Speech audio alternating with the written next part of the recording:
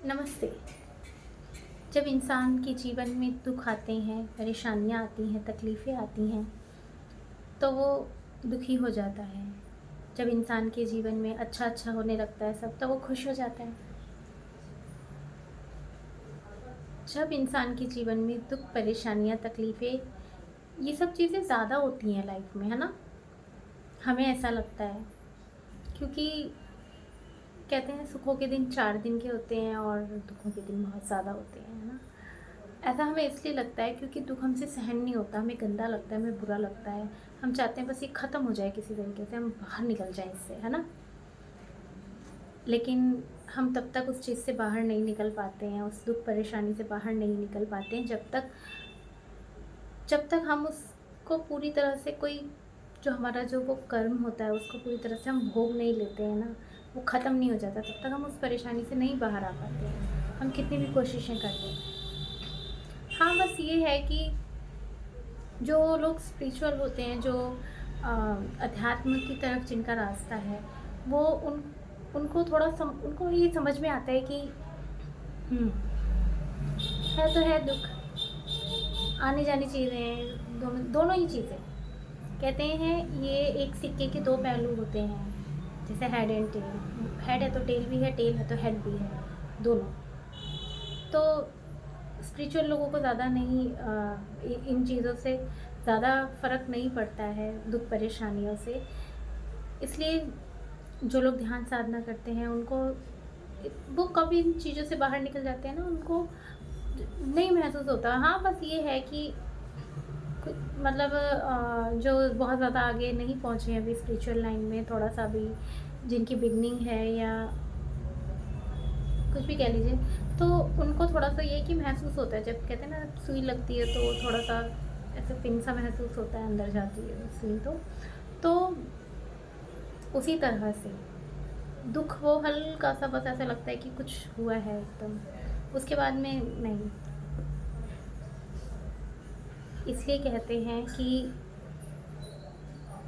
दुःख परेशानियाँ इंसान के जीवन में चलती रहती हैं, दुखों से बाहर निकलने का, उनको ख़त्म करने का बस एक ही रास्ता है।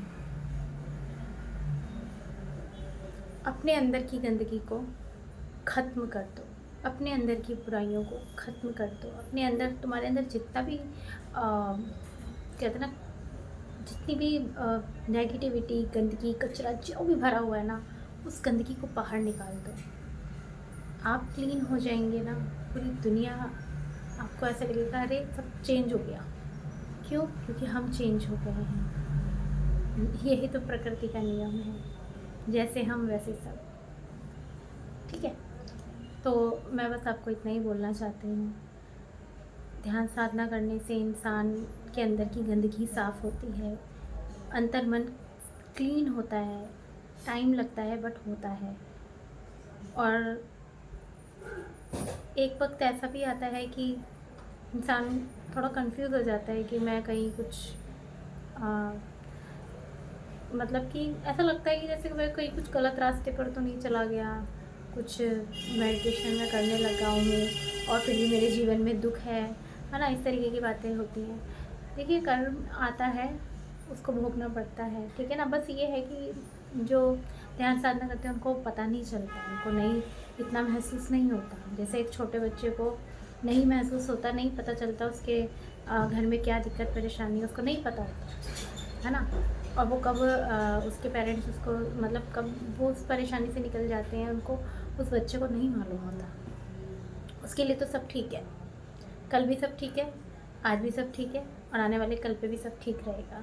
तो ऐसे ही होता है मेडिटेशन करने वाले लोगों के साथ भी, अध्यात्म के रास्ते पे चलने वाले लोगों के साथ भी, धार्मिक लोगों के साथ भी, स्पिरिचुअल लोगों के साथ भी। ठीक है? तो इस तरह से होता है।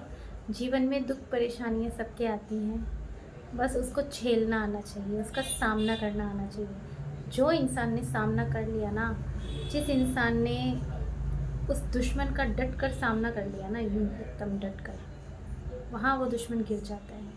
और जहाँ हम गिर गए तो वो तो फिर बढ़ ही जाएगा ना, समझ गए? तो इसलिए अपने आप को ऊपर रखना है, दुश्मन को नीचे गिरा देना है, ठीक है। तो मेडिटेशन बहुत ज़रूरी चीज़ है, कीजिए। मैं अपनी हर वीडियो में इस बात को ज़रूर कहती हूँ, बहुत अच्छी चीज़ है, बहुत ज़रूरी चीज़ है। जीवन में सुख शांति के लिए बहुत ज़रूरी है, बहुत ज़्यादा ज़रूरी है। और केवल यही जीवन नहीं, न जाने क्या क्या इंसान का सुधर जाता है आने वाला जीवन, क्या ही बोलूँ। बस इतना ही बोलना चाहती हूँ कि ध्यान साधना कीजिए, ठीक है। डेली कीजिए, ट्राई कीजिए, कोशिश कीजिए, मगर कीजिए, छोड़ना नहीं है, ड्रॉप नहीं करना, एक दिन भी ड्रॉप नहीं करना, कोशिश ऐसी रखनी है, ठीक है। जीवन में सुख शांति, जीवन एकदम ऐसा हो जाएगा, एकदम सुखी जीवन हो जाएगा, करके देखिए। दुखों को झेलने की, उनका सामना करने की, उस दुश्मन को गिरा देने की ताकत आ जाएगी, उस दुख वाले दुश्मन को गिरा देने की ताकत आ जाएगी, ताकतवर हो जाओगे फिर आप। एक ताकत आती है हमें भोजन करने से, जिससे हमारा शरीर ताकतवर होता है। एक ताकत होती है हमारा अंतर्मन। उस अंतर्मन, जब कहते हैं ना अपने आप को जीतने वाला इंसान, उसके पास शस्त्र भी नहीं है, कुछ भी नहीं है, तब भी पूरी दुनिया को वो जीत रहा है। क्यों? क्योंकि उसने खुद को जीत लिया।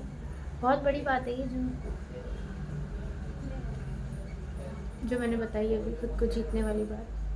ऐसा अगर आप कर लेते हैं तो बात ही क्या है। चलिए मिलते हैं नेक्स्ट वीडियो में, तब तक के लिए नमस्ते।